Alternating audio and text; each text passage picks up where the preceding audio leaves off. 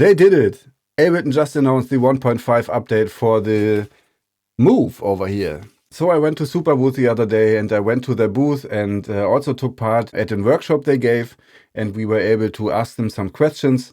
And my question was when it will be possible for us to download and install it on our devices, and when it will be official for us to install it. And they said it already is. So that's a nice one.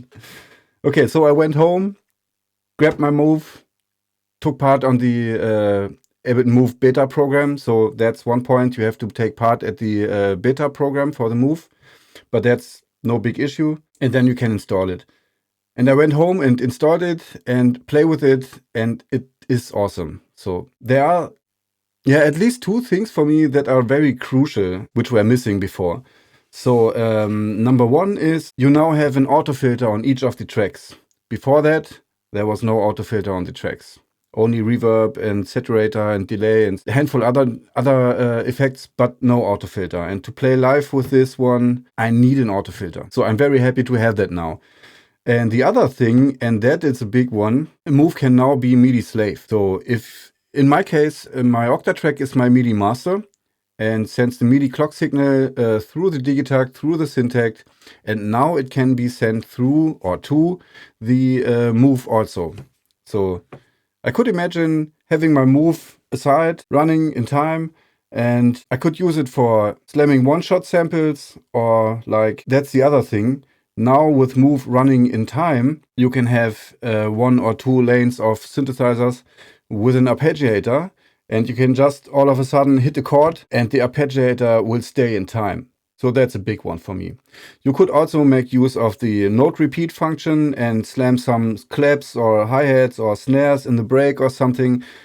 It's just a nice add-on to have. As it doesn't have any time stretch algorithm yet, that was also a question that was asked. I think they are aware of this function to have the Move be able to play time-stretched loops. But that's just one thing I heard. I don't want to talk about that. Maybe it's possible, maybe it's not. I don't know. I'm not a developer. I don't know how capable this thing really is in terms of time-stretch algorithm processing and stuff like that. But they are aware of that feature, and maybe it will come in the future. But for now, I'm really happy to be able to use the Move in my set, running in time, so I can make use of... Some of you were a little bit sad because it's only got 4 tracks, but you have 4 tracks. But one track can have a drum rack with 16 samples in it, and you can play them chromatically. So imagine you have 4 drum racks with each 16 samples in it. So, and you have this aside from your live set.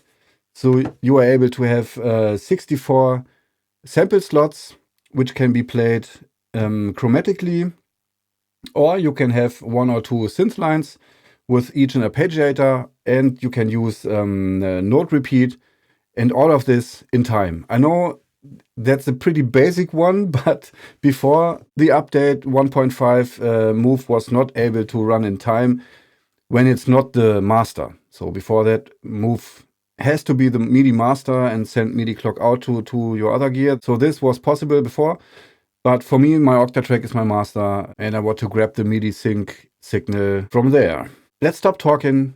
Let's hook this up to my live set.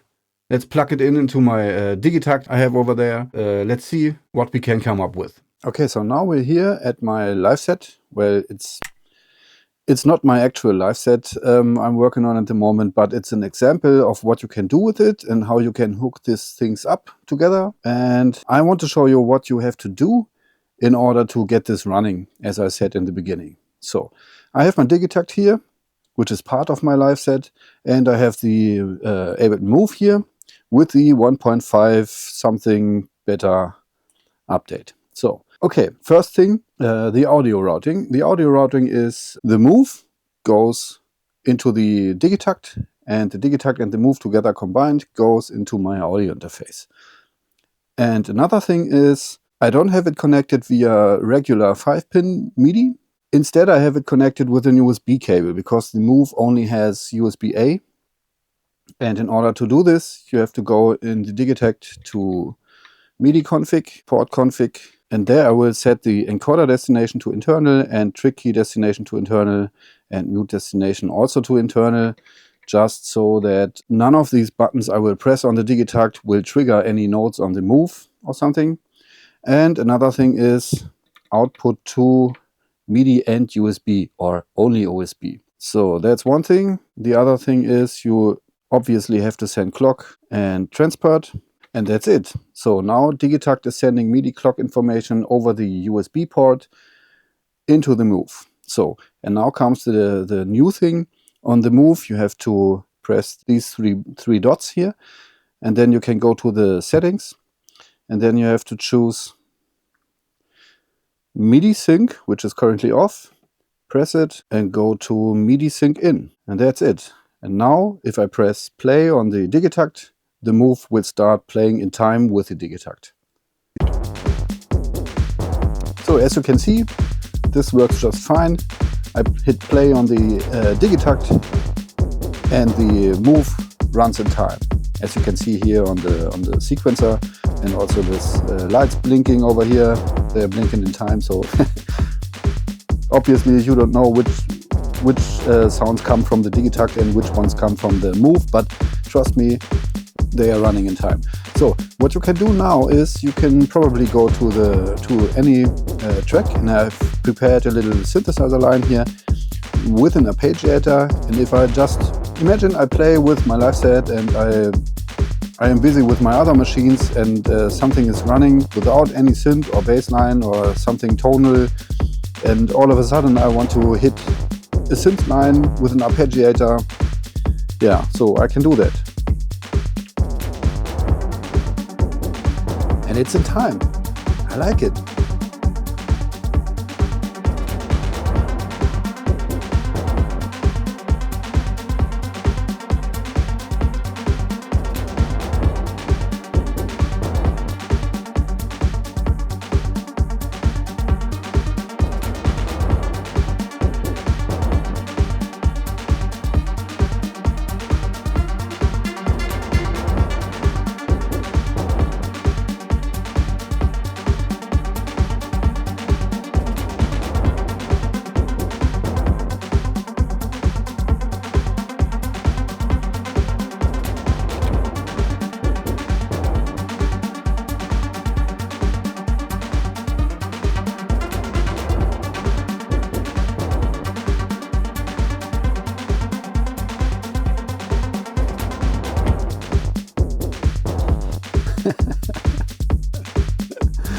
You can see me quite hyped. I mean, you cannot see me right now, but I'm quite hyped, I can promise you. Because, as I said before, if you imagine, you could just create, I don't know, a drum rack with one-shot samples. You can just hit these three dots here and make use of the note repeat function and hit a clap or a snare or any other self-recorded sample, because the Move has an inbuilt microphone.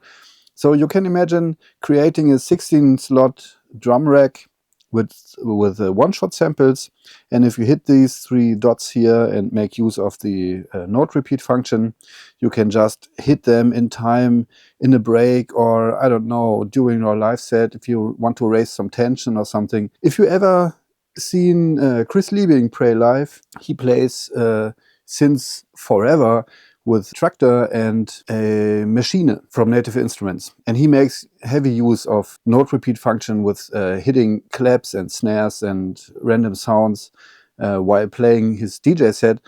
And this is the thing I can imagine to use the Move in my current live set, because I can have it aside and just prepare some drum racks with one-shot sounds and some nice synth lines. Yeah, and then trigger them in time when I use them. So there's another possibility to improvise and to really play and express yourself while you're playing live. And that's a huge thing with pre-programmed live sets for me.